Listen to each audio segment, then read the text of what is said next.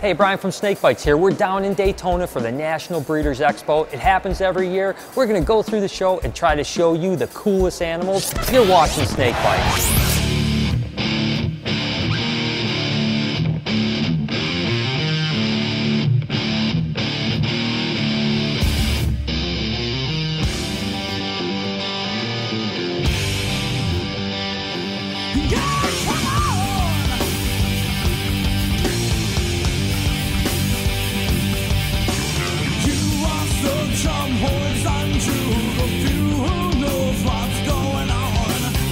We're here with Keith McPeak at the Bloodlines. It's an awesome display of blood pythons. I tell you what, there's a lot of cool projects out there, and I really think that the blood pythons are a niche market that's really starting to grow in popularity a lot. I've got this really cool animal. This is actually an albino bomb, which is basically a T-positive albino and a cherry bomb cross. As these guys get bigger, they just get more and more red, and as you can see in the sides, they're already just exploding in color. I tell you what, I need some more blood pythons, and I need them quick. You guys know that there's a ton of cool animals in these reptile shows, but I'm always trying to point out the most unique animals and stuff that you're not going to see every day. This pied black pine snake is definitely one of these animals. It's a recessive trait. What's so cool about it is that jet black snake with the white patterning is really incredible. You're not going to get as much white as a pied ball python, but it's still super cool. Alright guys, it's Cal's Question Week. The fall TV season is coming on strong. There's so many shows out there, I don't got time to watch them all. Now, there's a few of my favorites like Teen Mom, Jersey Shore, and of course The Colony. I want to know from you guys, what are your favorite TV shows that just came out? Text your comment below. Let me know.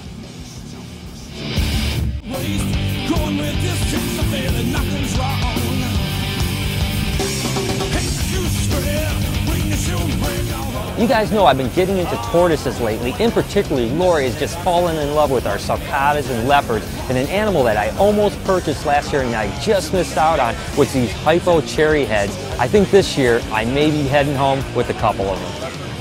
Sticking on the tortoise topic, I could not pass up the opportunity to actually touch and show you guys this albino sulcata. We actually have a handful of sulcata and even have a clutch of eggs that's on its way, so they're really incredible animals. But these albinos are just absolutely gorgeous. Look at the red eyes on them and just incredible ivory color. This is something I have to add to the collection at some point. Everyone's always complaining that I don't get enough boas into the show, and you guys are absolutely right. I really do need to focus more on boas. The truth is, I just don't work with them enough, but I hope that's going to change pretty soon. One of the coolest boas that I've seen at this show is definitely this albino leopard boa. They're a locality from Sonora, so they're kind of a smaller boa, and it's a recessive mutation, but there's some debate whether or not there's some codominance with it. And again, it's an albino and a leopard boa. This thing is wicked cool. These reduced pattern Roma pythons I actually showed last year in the Daytona episode as babies, and sure enough, they came back as yearlings. It was one of the animals I really was disappointed that I didn't buy last year, so I guess I have another crack at it.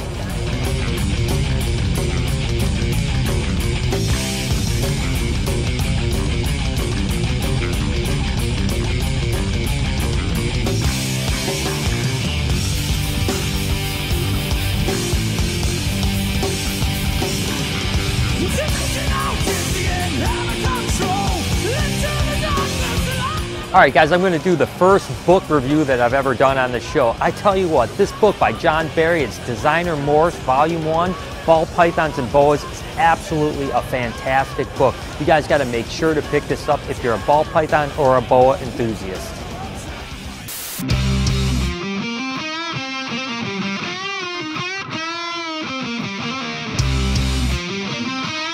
There's a lot of cool hognose stuff down here in Daytona. I'm over at my buddies Brent Baumgartner's from Superconda, and sure enough, this pink panther is pretty cool. It's actually a pastel pink anaconda. It's not only a beautiful snake, but a really cool name.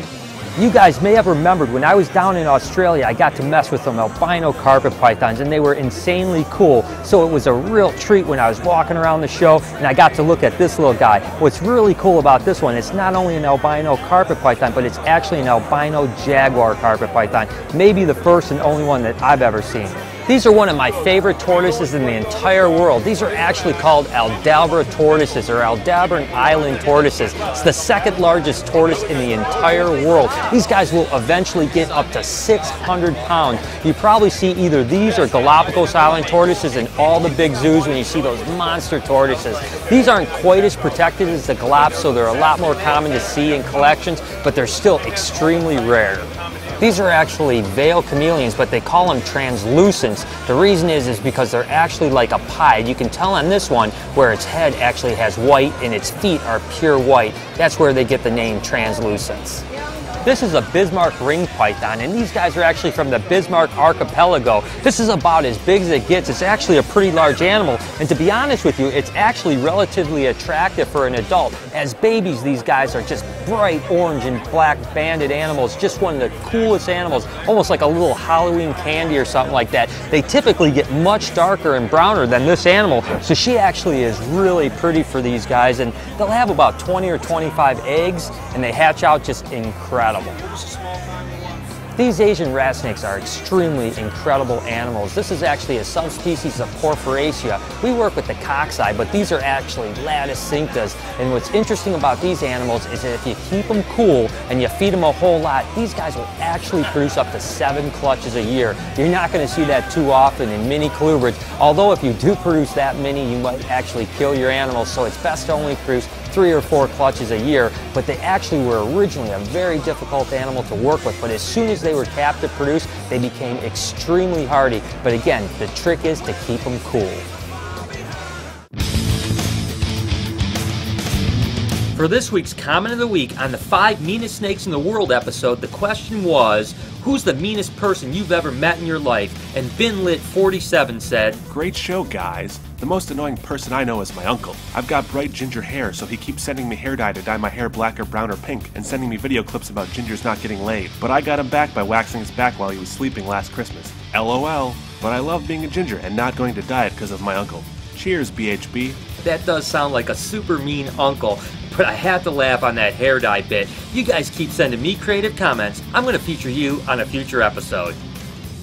So there it is. I hope you guys enjoyed the show. It's been an awesome time down here in Daytona, and we tried to show you some of the coolest animals, but the truth is there were tons of animals down here that we weren't able to get into the show. I hope you guys get a chance to make it to this show next year or any show in your local area. Until next time, this has been Snake Bites.